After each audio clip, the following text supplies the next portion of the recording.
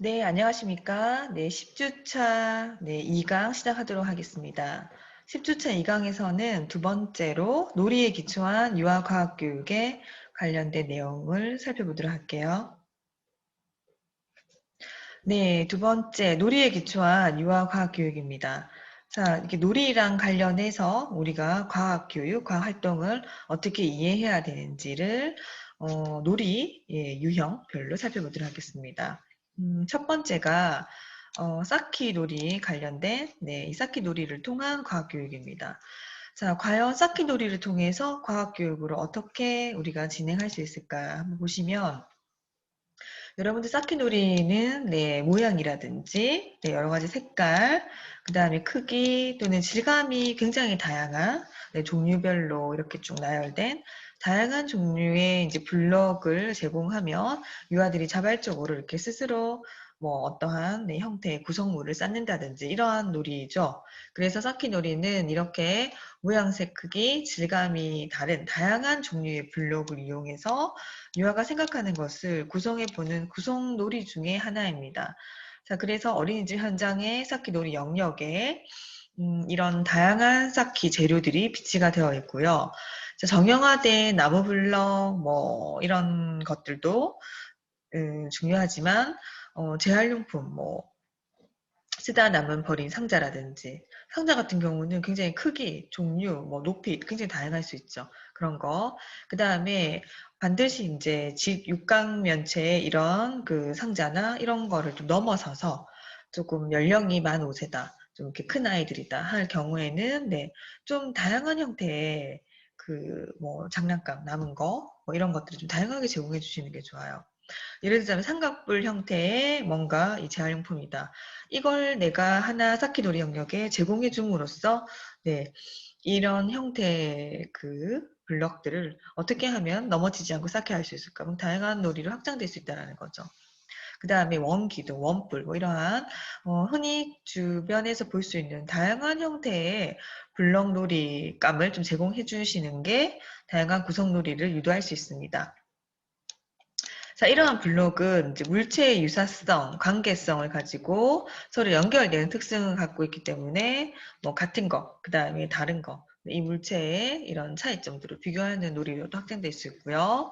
자, 유아들은 쌓기 놀이를 통해서 다양한 블록들을 탐색할 수 있습니다. 이러한 것들을 통해서 유아는 자발적으로, 그쵸, 과학적인 탐구 능력의 대표적인 관찰하기, 비교하기, 분류하기, 그쵸? 추론하기 등 다양한 탐구 과정을 경험하고 과학적인 사고를 형성해 나갈 수 있습니다. 자, 그래서 이렇게 쌓기 놀이를 통한 접근을 통한 자연스러운 이 놀이를 통한 과학 교육은 자연스러운 흐름이 될 것입니다. 아래 사진 샘플 보실까요? 네, 여기 이제 유아처럼 자연스러운 이런 쌓기 놀이 그 활동을 통해서 갑자기 그쵸? 누가 더 힘이 쓸까? 뭐 이렇게 또 양팔저까지 연결시킬 수 있는 거. 쌓기 놀이 구성물을 가지고 그쵸? 자연스럽게 어떤 것이 더 무겁지? 더 힘이 쓸까? 이런 것들을 자발적인 놀이 중심 과학 활동으로 연계시키는 장면입니다.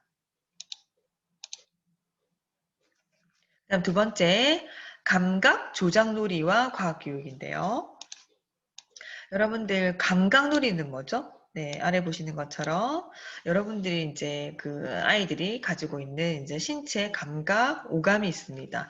잘 아시는 바와 같이 이제 실제 눈을 통한 시각, 귀를 통한 청각, 코를 통한 후각, 그 다음에 이제 손끝 감각을 통한 촉각, 그 다음 혀끝, 미각, 이러한 5가지 감각, 오감을 통해서 주변의 다양한 물체, 물질들을 그쵸. 주변 현상 일어나는 것들을 탐색하고, 그 다음에 이제 물체와 물체, 사물과 사물 간의 관계를 아이들이 알고, 나름대로 과학적인 지식을 축적해 나가는 것입니다.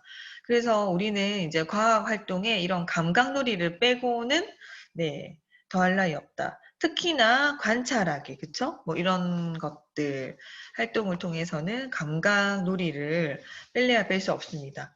그래서 감각놀이를 자연스럽게 확장하면서 과학으로 연결시킬 수 있습니다. 자, 그 다음에 감각 플러스 이제 조작 활동인데요. 이러한 조작 놀이는 유아가 소근육을 통해서 퍼즐 맞추기나 또는 구슬 깨기 또는 도미노 이렇게 손을 탁 건드려서 뭐 이러한 다양한 놀잇감을 통해서 우리는 실제로 어린이집 현장에서 다양한 조작놀이를 하고 있습니다. 이러한 조작놀이를 통해서 자연스럽게 과학활동으로 연계, 그래서 놀이를 통한 자연스러운 놀이 중심의 과학활동이 일어날 수 있는데요. 이러한 감각놀이 또는 조작놀이, 감각 조작놀이의 이런 다양한 경험들은 유아가 자연스럽게 그쵸? 주어진 사물, 물체, 물질 이런 것들에 좀 더 집중, 주의를 기울이고 감각적이기 때문에 다양한 자극을 받습니다. 그래서 이러한 감각 조작놀이들은 과학활동과 조금 관련된 질감이라든지 그쵸? 온도 뭐 이런 것들을 통해서 자연스러운 과학적인 지식을 습득할 수 있습니다. 아래 활동 한번 보실까요? 네, 이러한 감각놀이를 통해서 만지고 느끼고 만들어 보면서 다양한 과학, 뭐 비교, 물질의 상태 변화, 물체의 특성 이런 것들을 이해할 수 있겠죠.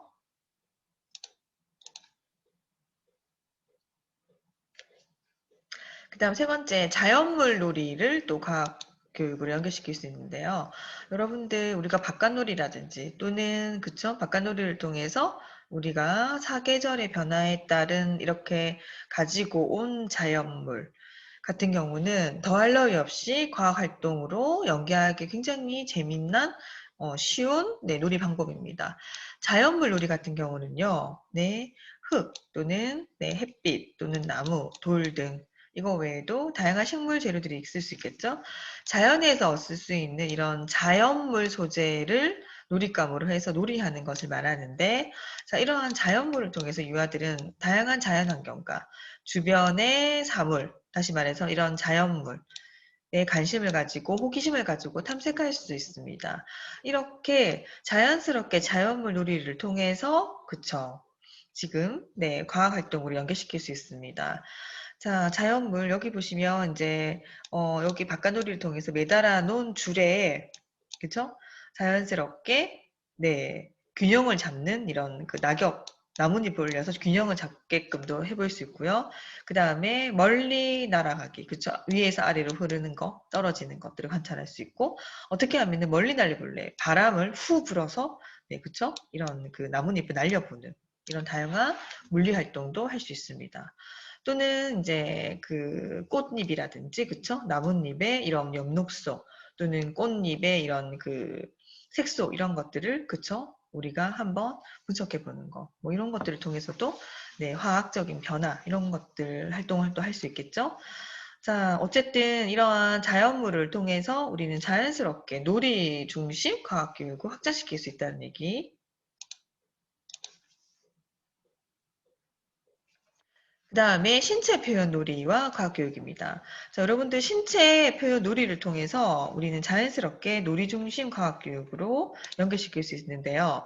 신체 표현 놀이의 정의를 보시면 자, 유아가 신체를 통해서 자신이 직접 경험한 거 또는 느낀 거, 생각을 신체로 표현하는 놀이가 되겠습니다.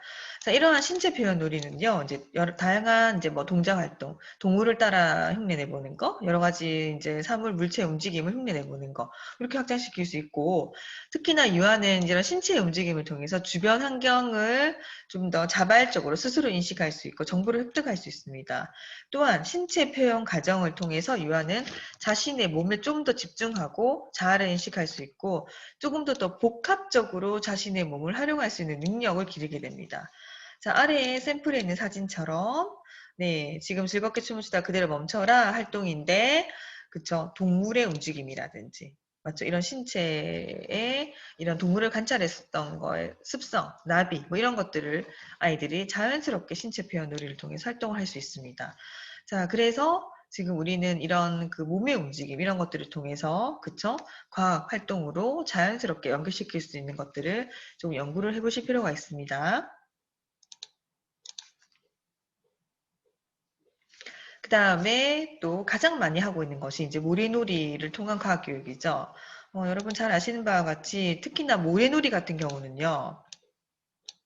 모래나 흙 이런 거와 함께 다양한 재료를 연결시키고요. 특히나 물이라는 물질을 투입을 하면은 조금 더 다양하게 될 수 있습니다.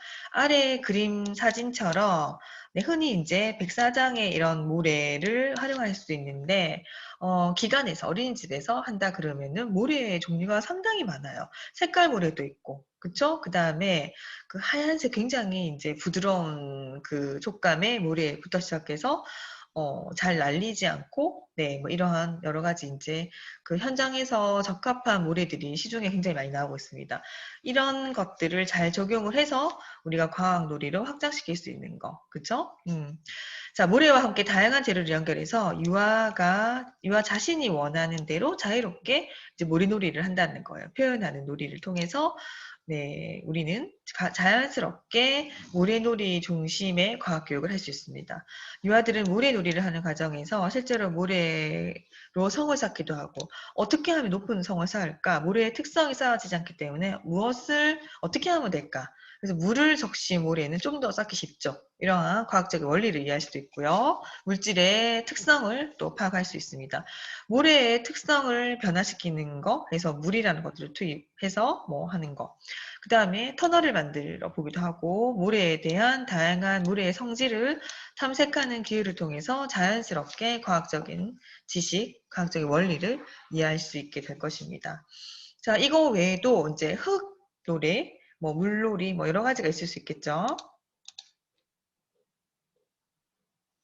자, 그래서 나온 것이 이제 물놀이입니다. 물놀이와 과학교육 어떻게 연계시킬 수 있을까요? 특히나 여름철에는 네, 우리가 바깥놀이에서도 물놀이 영역이 세팅되어 있을 만큼 아이들이 즐기는 놀이입니다. 물놀이는 언제 어디서나 굉장히 좀 애들이 재밌어하고 즐겁게 활용 가능한 놀이입니다. 물에다가 어떠한 재료들, 과학적인 도구를 투입시키는지에 따라서 굉장히 다양한 활동의 놀이를 할 수 있고요.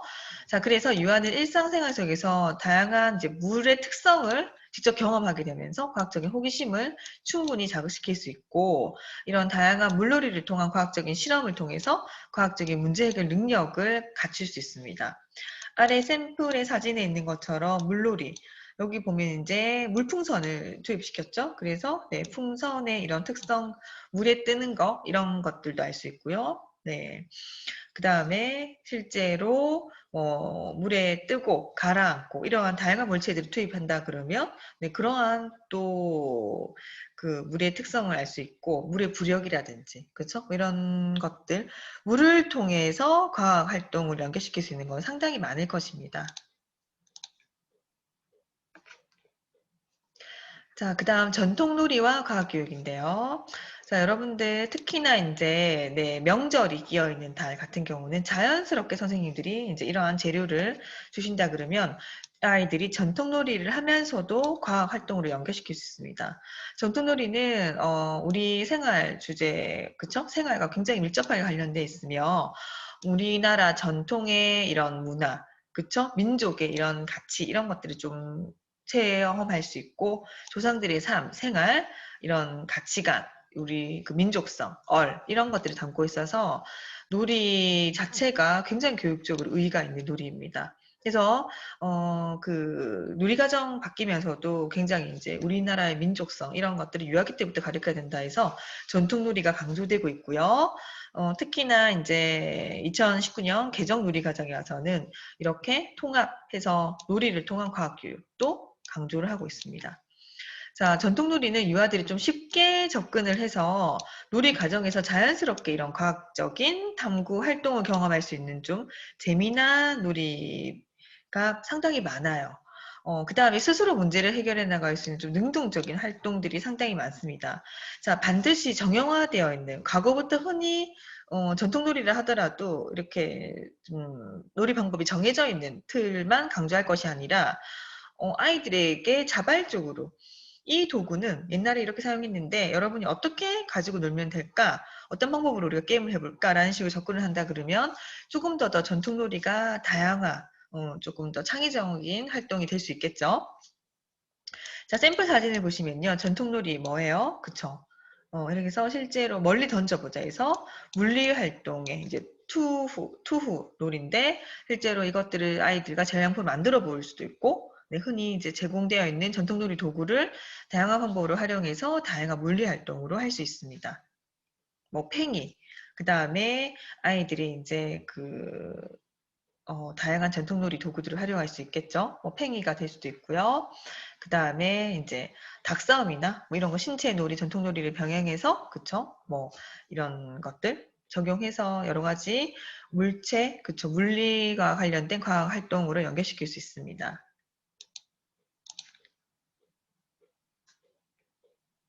네, 여러분들 수고 많으셨습니다.